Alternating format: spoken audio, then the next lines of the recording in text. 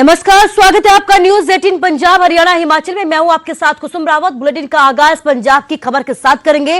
पंजाब में कोरोना बेकाबू हो गया है। पंजाब में कोरोना का कहर नहीं थम रहा है।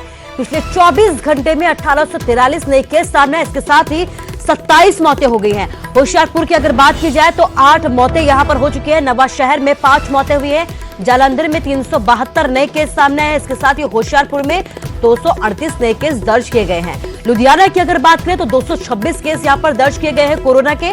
मोहाली की अगर बात करें तो 164 नए केस मोहाली से भी सामने आए हैं। तो आप देख सकते हैं कि लगातार कोरोना के आंकड़ों में तेजी होती जा रही है और एक बार फिर से कोरोना बेकाबू हो गया है। पंजाब में पिछले 24 घंटे में 1843 नए केस सामने आए। इसके साथ ही 27 मौतें हो गई। आपको बता दें कि एक दिन पहले 1500 के करीब केस आए थे, जिसमें अब 24 घंटे बाद आप देख सकते हैं कि किस तरीके से कोरोना के मामलों में उछाल आया है और 1843 नए केस सामने आए हैं। इसके साथ ही 27 मौतें हो गई हैं। होशियारपुर की अगर बात करें तो 8 मौतें यहां पर हुई हैं। नवा शहर की बात करें तो 8 मौतें यहां पर कोरोना की वजह से हो चुकी हैं। जालंधर में 372 नए केस सामने हैं। होशियारपुर में 238, लुधियाना में 226 और मोहाली में 164 नए केस सामने आए। और यही वजह है कि कई जगह पर एहतियात बरतते हुए सरकार की तरफ से रात को कर्फ्यू लगा दिया गया है। इसके साथ ही लोगों से अपील की जा रही है कि वो एहतियात बरते ताकि कोरोना के जो रफ्तार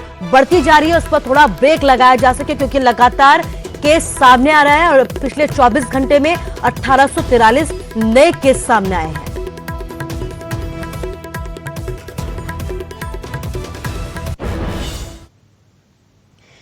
तो इसके साथ ही देश में कोरोना के बढ़ते मामलों के बीच पीएम मोदी ने एक बार फिर से सभी राज्यों के मुख्यमंत्रियों की एक बैठक बुलाई है। बुधवार को होने वाली इस बैठक में पीएम मोदी कोरोना के बढ़ते मामले और वैक्सीनेशन पर जोर देने को लेकर चर्चा करेंगे। पीएम मोदी इस दौरान मुख्यमंत्रियों से कोरोना से अब तक की लड़ाई और वैक्सीनेशन अभियान पर भी फीडबैक लेंगे। वहीं केंद्रीय स्वास्थ्य मंत्री के आंकड़ों के मुताबिक भारत में पिछले 24 घंटे में कोरोना वायरस के 26,291 नए केस सामने आए हैं। उधर पंजाब में कोरोना के बढ़ते मामलों के मद्देनजर राज्य सरकार ने फिर से स्कूलों को बंद करने का फैसला लिया है। इसके अलावा राज्य सरकार ने 10वीं और 12वीं की बोर्ड की परीक्षाएं टालने का भी फैसला किया है। पंजाब के शिक्षा विभाग के मुताबिक राज्य में 22 मार्च से शुरू होने वाली 12वीं की परीक्षाएं अब 20 अप्रैल और 24 मई तक करवाई जाएंगी। वहीं 9 अप्रैल से शुरू होने वाली 10वीं की परीक्षाएं अब 4 से 24 मई तक करवाई जाएंगी। प्रधानमंत्री जी ने देश के सभी मुख्यमंत्रियों को एक मीटिंग के लिए बुलाया है। वो ऑनलाइन वीडियो कॉन्फ्रेंस से मीटिंग होगी परसों दोपहर 12 बजे। सारी स्थिति पूरे देश की जहाँ जहाँ बढ़ रहे हैं उन सब की जानकारी केंद्र सरकार को भी, हमको भी है। हम लगातार अलर्ट हैं और वो सारी सावधानियाँ जो पहले मैंने बताई हैं वो सब कर रहे हैं। फिर भी जो निर्देश हमको प्रधानमंत्री जी का परसों बुधवार को मिलेगा उसके अनुसार कार्य करेंगे। Thank you. तो सीएम आवास पर एक बार फिर से कोरोना ने अपनी दस्तक दे दी है। सीएम आवास पर 2 कर्मचारी कोरोना पॉजिटिव पाए गए हैं। मनोहर लाल के आवास पर तैनात 2 कर्मियों के सैंपल लिए गए थे जो अब पॉजिटिव पाए गए हैं। कुछ कर्मचारियों की भी रिपोर्ट आनी अभी बाकी है। लेकिन आप बड़ी बात देख सकते हैं कि किस तरीके से सीएम आवास में भी कोरोना ने दस्तक दे दी है, जहां काफी एहतियात बरती जाती है। सीएम आवास पर 2 कर्मचारी कोरोना पॉजिटिव पाए गए हैं। मनोहर लाल के आवास पर तैनात ये कर्मी जो तैनात थे, इनके ये कोरोना पॉजिटिव पाए गए हैं। इसके साथ ही कई कर्मी ऐसे हैं जिनकी अभी सैंपल रिपोर्ट आना अभी बाकी है।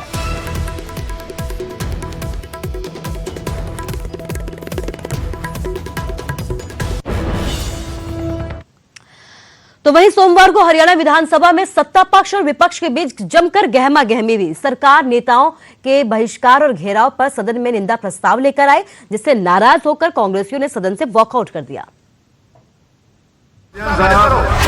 हम प्रस्तावों से अपनी जिम्मेवारी समझेंगे। उकसाने वालों में हमारे कांग्रेस के भी कुछ मित्र हैं। कांग्रेस पार्टी का कोई सदस्य नहीं उकसा रहा है, कोई नहीं उकसा रहा है। विधानसभा में बरपा हंगामा, निंदा प्रस्ताव लाई सरकार, कांग्रेस ने किया वॉकआउट। प्रस्तावों से हरियाणा विधानसभा में बजट सत्र के 6ठे दिन किसानों के मुद्दे पर जोरदार हंगामा हुआ। सरकार और विपक्ष बार बार आपस में टकराते दिखे। सीएम मनोहर लाल आक्रामक रुख में रहे और सरकार नेताओं के घेराव और बहिष्कार पर सदन में निंदा प्रस्ताव ले आई। जिस पर तर्क वितर्क हुए। कांग्रेस ने प्रस्ताव पर असहमति जताई और सदन से उठकर बाहर चले गए। सीएम ने कांग्रेस को घेरते हुए कहा कि अगर वो किसानों को नहीं उकसा रही तो इस प्रस्ताव का समर्थन करें। उकसाने वालों में हमारे कांग्रेस के भी कुछ मित्र हैं, और जिस दिन कांग्रेस ये कह देगी कि हमारा पार्टी का इससे कोई संबंध नहीं है, उस दिन मैं कह दूंगा लोकतंत्र बचाने के लिए कांग्रेस आगे आ गई है। पूरे हाउस को लोकतंत्र को बचाने के लिए आगे आना होगा। और जो ये धिंगा मस्ती करते हैं कि हम नहीं आने देंगे, हम बीजेपी को नहीं आने देंगे, वो खड़े हैं, लीडर ऑफ द हाउस खड़े हैं, हम बीजेपी को नहीं आने देंगे, जेजेपी को नहीं आने देंगे, वहां को कि नहीं, आप उनको उकसा रहे हो, आप उनको उकसा रहे हो, उकसाना बंद करो। सीएम की बात का भूपेंद्र सिंह हुड्डा ने विरोध किया। उन्होंने कहा कि कोई कांग्रेस विधायक इसमें शामिल नहीं है। सुरक्षा और कानून व्यवस्था बनाना सरकार की जिम्मेदारी है, उस पर सरकार ध्यान दे। ये प्रस्ताव लाने की कोई जरूरत नहीं। आपकी जिम्मेवारी है कानून व्यवस्था की, हमारी सबकी जिम्मेवारी है। हम प्रस्तावों से अपनी जिम्मेवारी समझेंगे क्या? हम प्रस्तावों से अपनी जिम्मेवारी समझेंगे? आपने एक बात के मैं जवाब दे दिया, तो मेरा फिर से इनसे रिक्वेस्ट है, इसको वापस दें। कुल मिलाकर सत्र का छठा दिन काफी हंगामेदार रहा। विपक्ष के बायकॉट और फिर वॉकआउट के बावजूद सदन में निंदा प्रस्ताव पारित हुआ। चंडीगढ़ से अंकित दुदानी और मनोज कुमार, न्यूज़ 18 हरियाणा।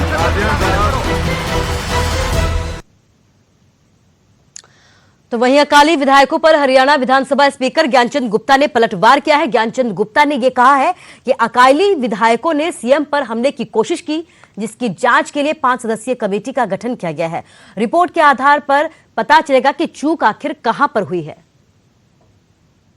के लिए खुद विधानसभा अध्यक्ष ज्ञानचंद गुप्ता है, उनसे बातचीत करते हैं। ज्ञानचंद जी, जिस तरह से विरोध किया गया और विरोध करने के बाद आपने कड़ा संज्ञान लिया, विधानसभा अध्यक्ष को फोन किया, बात की, क्या क्या अभी तक कार्रवाई हुई है?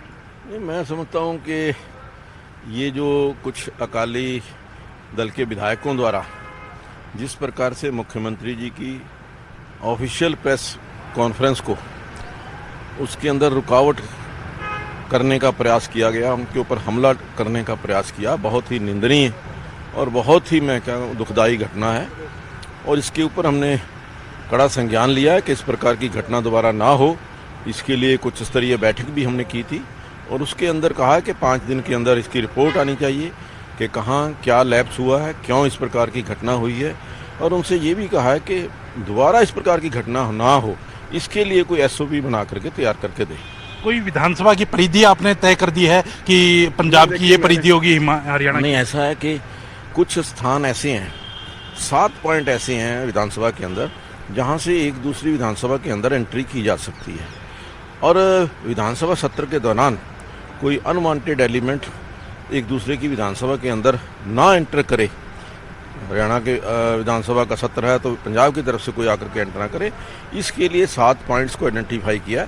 उनके ऊपर हम क्या कार्रवाई कर सकते हैं, उसको कैसे रोक सकते हैं, वहाँ क्या सिक्योरिटी अरेंजमेंट कर सकते हैं या कोई बैरिकेड लगा सकते हैं या किस प्रकार की व्यवस्था, वो रिपोर्ट आने के बाद में देखेंगे वहाँ क्या करना है। उनको चेक पॉइंट्स बना दिया जाए? हाँ बिल्कुल, चेक पॉइंट्स बनाया जाए, वो तो जरूरी है, लेकिन और भी कोई वहाँ उपाय करने की आवश्यकता होगी तो करेंगे। एक जो एफआईआर के लिए बात कही गई है, आपने शिकायत दी है और सेक्टर 3 थाने में, और एफआईआर हो गई है, डीडीआर हो गई है, मुझे डीडीआर की कॉपी मेरे पास आ गई है। तो क्या लगता है कि अब आगे आगामी एक्शन होगा? या तो मैंने कहा है कि कानून की जो परिधि है उन्होंने उसकी कॉपी मांगी है, अपने रिकॉर्डिंग की, जो हमारे कैमरा की रिकॉर्डिंग है वो हमने भेज दी है। जो सुखबीर बादल हैं, उनके अध्यक्ष हैं, उनसे भी कोई बातचीत हुई है या कोई उनकी तरफ से कोई माफी सॉरी फील किया गया? उनकी तरफ मेरी कोई बात नहीं हुई, आदरणीय मुख्यमंत्री जी की उनसे बात हुई थी, उनके बारे में उनको जानकारी है। कैमरामैन विनोद के साथ अंकित दुदानी, न्यूज़ 18 चंडीगढ़। तो वहीं हरियाणा में प्राइवेट नौकरियों में 75% आरक्षण देने के सरकार के फैसले को हाईकोर्ट में चुनौती दी गई थी, जिसे पंजाब हरियाणा हाईकोर्ट ने खारिज कर दिया है। हाईकोर्ट ने यह कहा है कि अभी सरकार का ये एक्ट इंडस्ट्री पर लागू नहीं हुआ है, ऐसे में याचिकाकर्ता को ये याचिका वापस लेने की छूट दी जाती है। हाईकोर्ट ने याचिका को वापस लेने की छूट देते हुए याचिका को खारिज कर दिया है। आपको बता दें कि हरियाणा की बीजेपी जेजेपी सरकार ने निजी सेक्टर में हरियाणा वासियों को 75% आरक्षण देने संबंधी बिल पास किया था, जिस पर राज्यपाल भी मुहर लगा चुके थे। सरकार के Haryana state employment of local candidate act 2020 को हाईकोर्ट में चुनौती दी गई थी। ये चुनौती एक औद्योगिक संस्था ने देते हुए आशंका ये जताई थी कि इस कानून के लागू होने से हरियाणा से इंडस्ट्री का पलायन हो सकता है और वास्तविक कौशल युक्त युवाओं का अधिकारों का इसमें हनन होगा। जब गवर्नमेंट ऑफ हरियाणा से पता लगा कि ये अभी गवर्नर के साइन नहीं है तो हमने उसको विड्रॉ किया था। टेक्निकली जब आप किसी भी पिटीशन को कोर्ट से विड्रॉ करते हैं तो वो डिसमिस एज विड्रॉल लिखा आता है। तो ये जो है कि डिसमिस हुई वो नहीं है, ऐसा नोशन नहीं है।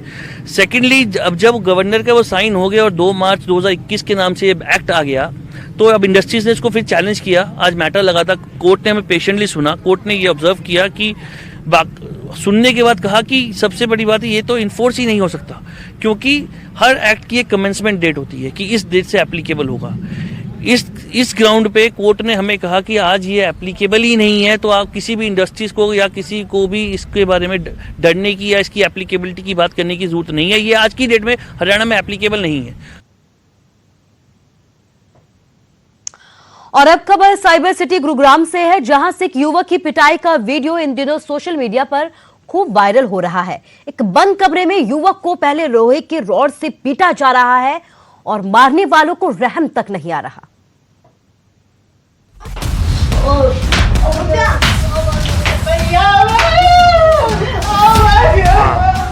पहले लोहे की रॉड,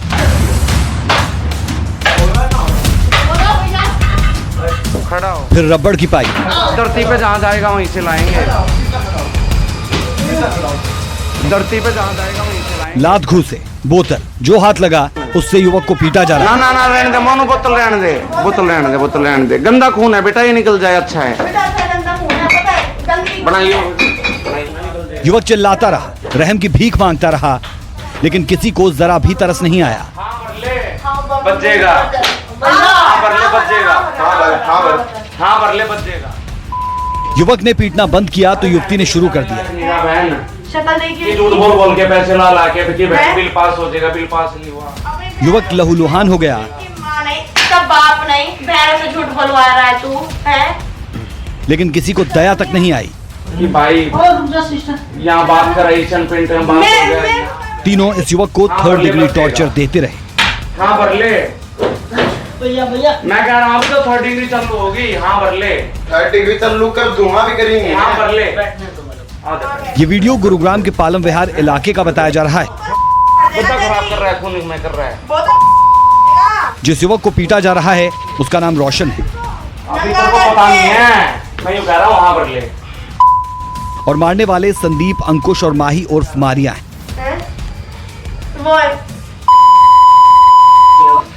लेकिन मारा क्यों जा रहा है इसकी वजह साफ नहीं हो पाई। ये वीडियो 4 मार्च का बताया जा रहा है। गुरुग्राम पुलिस के पास भी मामले की शिकायत है, लेकिन FIR अब तक दर्ज नहीं की गई। शर्म नहीं आ रही कि भाई यहाँ बात कराई, पेंट में बात हो गया। ये ऐसे खोलने में बहुत देखो। हालांकि खाकी वीडियो के आधार पर कार्रवाई की बात जरूर कर रही है।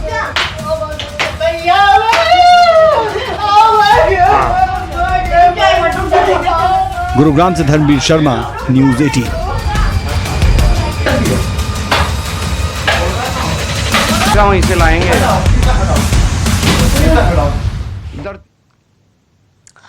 और अब खबर सोनीपत जिले से है, जहां शादी वाले घर से बारात निकलने से पहले कुछ बदमाश आते हैं और जमकर उत्पात मचाकर चले जाते हैं। लेकिन ये उत्पात मचाया क्यों गया, इस रिपोर्ट के जरिए देखिए।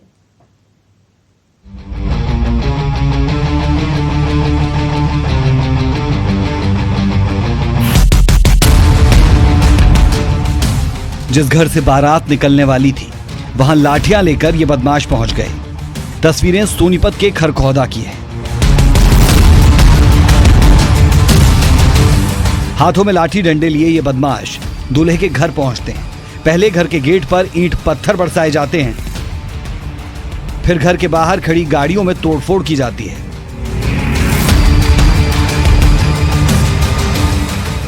जो दूल्हे के रिश्तेदारों की बताई जा रही है।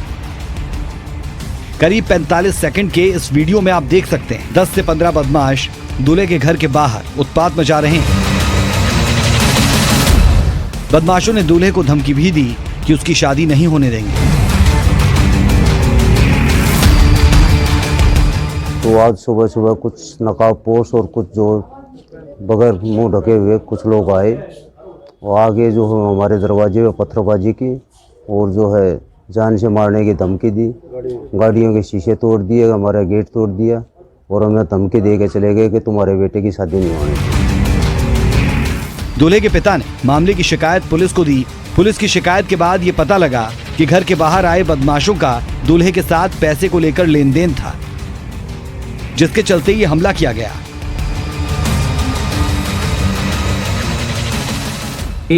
सतबीर की और संदीप की जो सतबीर का लड़का है मंजीत, उनकी आपसे पैसे के लेन देन का कुछ इशू था, उसी को लेकर इनमें लड़ाई झगड़ा हुआ। और जो इनका लेबर था, लेबर ने जब ये सारी बातें सतबीर को बताई तो सुबह सुबह मॉर्निंग में संदीप और उनके कुछ साथियों ने आके उनके साथ मारपीट की। बहरहाल पीड़ित परिवार की शिकायत के आधार पर पुलिस ने मामला दर्ज कर लिया है और आगे की तफ्तीश शुरू कर दी गई है। खाकी आरोपियों की गिरफ्तारी का जल्द से जल्द दावा कर रही है। Nitin Antil, news 18 Sonipat.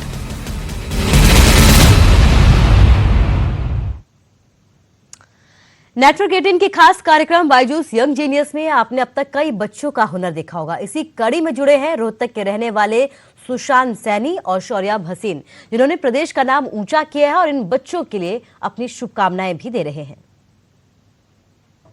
News 18 Byju's young genius select होने पर हरियाणा की सुहाना सैनी और शौर्याभ हसीन को हम बधाई देते हैं। नेटवर्क 18 की ये बड़ी अच्छी पहल है। इसके द्वारा जो नई प्रतिभाएं हैं उनको आगे बढ़ने का मौका मिलेगा, उनको हौसला मिलेगा। All the best, best of luck, जय हिंद। और चलिए बात कोविड की करते हैं। कोविड-19 महामारी ने परस्पर निर्भरता की भावना को सुदृढ़ किया है, जिससे कि पूरा देश इस विपत्ति का एकजुट होकर मुकाबला कर सके। वैक्सीनेशन के ऐलान के बाद ये जरूरत है कि हम सभी अपना सर्वश्रेष्ठ योगदान दें, जिससे हम एक साथ इस वायरस को हराने की तरफ अपने कदमों को आगे बढ़ा सके। नेटवर्क 18 इस मुहिम में हर कदम पर आपके साथ होगा। जब तक सभी सुरक्षित नहीं होते, तब तक कोई सुरक्षित नहीं होगा। इसी सोच के आधार पर हमारे कैंपेन संजीवनी का लक्ष्य ये सुनिश्चित करना है कि वैक्सीन पाना सभी भारतीयों का अधिकार है।